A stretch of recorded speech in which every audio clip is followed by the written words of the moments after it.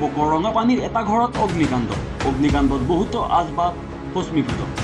আজি ৰাতিপুৱা ৰঙাপানী হাবিৰ ৰহমান তালুকদাৰৰ ঘৰত জুইৰ সূত্ৰপাত হয়। পলকতে ভস্মীভূত হৈ পৰে হাবিৰ তালুকদাৰৰ এটা ঘৰৰ ভিতৰত থকা সমূহ আচবাব সা সামগ্ৰী ভস্মীভূত হয়। অগ্নিকাণ্ডৰ ফলত হাবিৰ তালুকদাৰৰ প্ৰায় 2 লক্ষাধিক টকাৰ সম্পত্তি জুইত জাহ। স্থানীয় ৰাইজৰ তৎপৰতাত জুই নিৰ্বাপন কৰিবলৈ সক্ষম হয়। ইপিনে বৰ্তমানলৈ জুই লগাৰ কাৰণ জানিব পৰা হোৱা নাই। বকৰ পৰা জাহেৰ আলী আহমেদৰ ৰিপৰ্ট, আছাম এনি।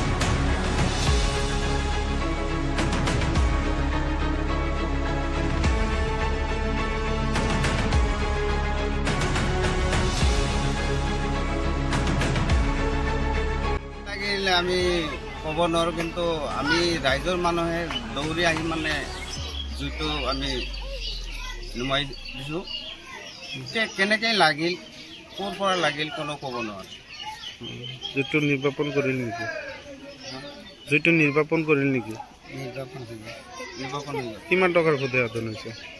আমি শুনামতে 2 লাখ টকা হৈছে আৰু 2 লাখ টকা।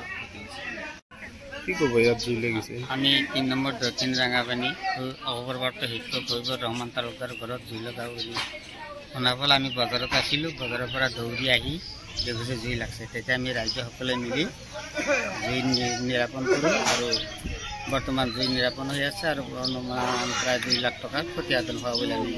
জুইটো কেনেকৈ সূত্ৰপাত হৈছে? জুইটো কেনেকৈ সূত্ৰপাত হৈছে আমি ক'ব নোৱাৰিম। আচলতে জুইটো কেনেকৈ হৈছে আমি ক'ব নোৱাৰিম।